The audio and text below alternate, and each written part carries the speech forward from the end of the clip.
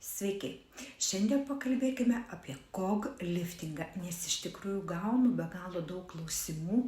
Moteris labai domisi šią procedūrą ir iš tikrųjų turiu be galo daug moterių, kurios tiesiog kas 3 metus atlieka šią būtent procedūrą. Kas tai yra KOG liftingas? Dažniausiai moteris, kurios ateina pas mane ir klausiu, ką jūs norėtumėt matyti savo veide, veidrodyje, kokią jūs save matyti norėtumėt.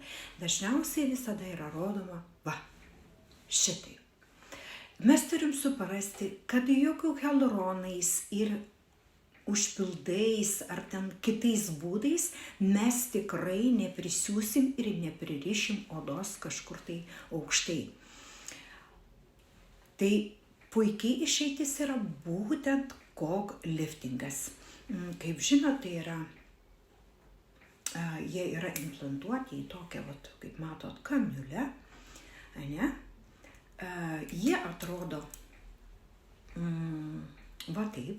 Tiesiog jų nutraukti, kad ir labai norėtumėt, nėra įmanoma. Jie išlaiko vienas siūliukas apie 1,5 kilogramo.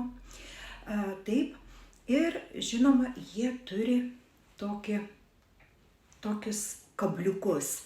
Į tą pusę, kai mes juos vedame, jie yra lygus, bet mes tik trūktelėjom atgal ir jie užsikabina viduj už audinių ir taip mes tokiu būdu perkeliame audinius, kurie yra jau, sakykim, ptozavosi, perkeliame vėl atgal į reikiamą vietą.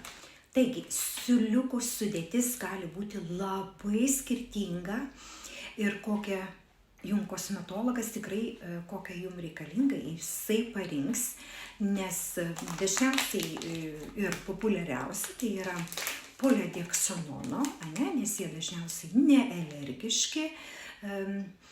Ir taip pat gali būti polikapraktalonu, gali būti pieno rūgšties, kam reikia truputį daugiau apimčių. Taip pat gali būti dabar hibridiniai, labai įdomus yra įvairūs, taip pat gali būti purkšti dar aukso dulkėmis arba tiesiog iš kelių komponentų, tai pavyzdžiui ir polidoksononas ir polikapraktalonas.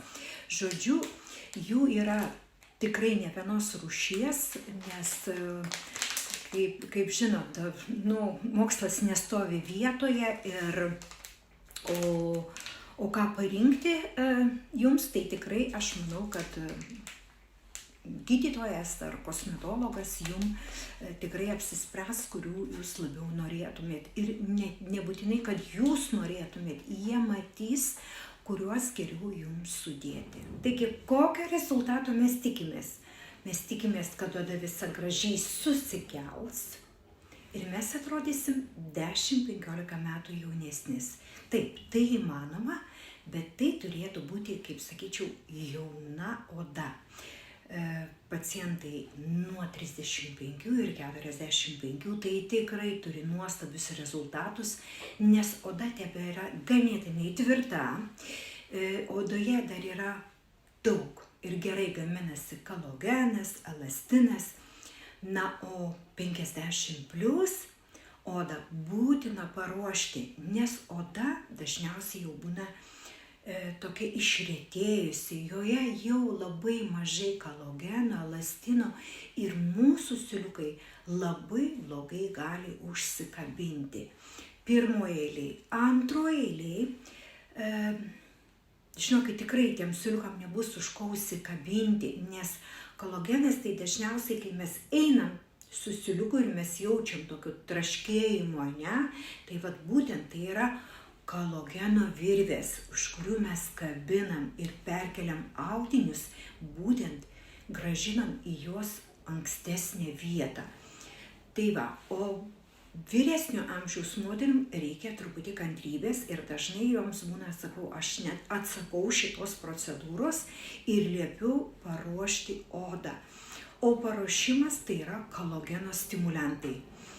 Leidžiami kolageno stimuliantai, tai tokie kaip pieno rūgštis arba polinioklidai, radiesas, vertikalus liftingas. Žodžiu, tikrai priemonių dabar yra be galo daug, kurie puikiai stimuliuoja būtent kolageno sintezę, pagreitina ją mūsų odoje ir oda tampa tvirta.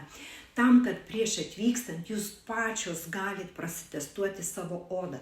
Jeigu jūs paimat pirščiukais ir jinai atsitempia, va šitaip, laisvumo yra labai daug, tai tikrai ją reikia pradžiai stimuliuoti ir tvirtinti. Taip pat, jeigu mes pakeliam darom testą ir pakeliam vektorinį liftingą ir jūs jaučiat, kad čia 150 garbonų susidarė, tai žinoma, kad irgi ją reikia tvirtinti pradžiai. Taip pat gali būti kaip ir microneedling RF frequency, šita procedūra, jos kursas, jisai puikiai stimuliuoja odą ir tikrai ją sutvirtina labai gerai, po kurios galbūt jums net iš vis nebereikės netgi būtent kogliftingo. Na ir taip ir ne, vėlgi, sakau, čia priklauso nuo amžiaus, nuo senėjimo tipo, tiesiog, nes mes žinoma, kad senėjimo tipų yra ne vienas. Vienas yra, kuris tas pavargęs ir tikrai turi labai ptozuojantis oda ir jeigu šitas riebaliukas yra susikaupęs labai daug, sunkus, kabo tie maišeliai, šitie kapšeliai, kuriuos mes norim juos pakelti, galbūt juos pirmą reikia injekuoti su lipolitikais ir juos truputį praskaidyti, norint turėti gerą rezultatą. Kitas klausimas, ar ši procedūra yra skaudi? Patikėkit jūs manim, tą, ką mes pafilmuojam ir parodom jum, atrodo galbūt, tikrai galbūt skaudžiai, netgi kraupiai, o iš tikrųjų tai viskas yra užmarinama, jūs nieko nejaučiat, visiškai nieko nejaučiat. Pati nemaloniausias procedūros dalis tai yra anestetikos suleidimas. Pati skaudžiausia dalis turbūt, o daugiau viskas. Na ir toliau, aišku, apie priežiūrą. Turim pasiruošti, kad priežiūra bus kitokia nei po visų kitų procedūrų. Tai yra 2 savaitės mes turime miegoti būtent ant nugaros. Kodėl? Kodėl yra tai rekomenduojama? Ogi todėl, kad jeigu jūsų siūliukai yra sudėti, padarytas liftingas, ir už audinių užsikabinę siūliukai, o jūs miego metu ten kažkaip tai taip saldžiai, skaniai taip išjudinsit ir įsivaizduokit, viduje audinukas įplyš ir jūs ryte atsikėlę galite atrasti ir patinusi žanduką, ir kam mums to reikia, ir bus nemalonu ir vėl kreipsitės, kas čia atsitiko. O čia nieko neatsitiko, jūs paprasčiausiai tiesiog miego metu, nejusdamos, timtelėjot galbūt tuos siūliukus, kol jie dar nėra prigyję.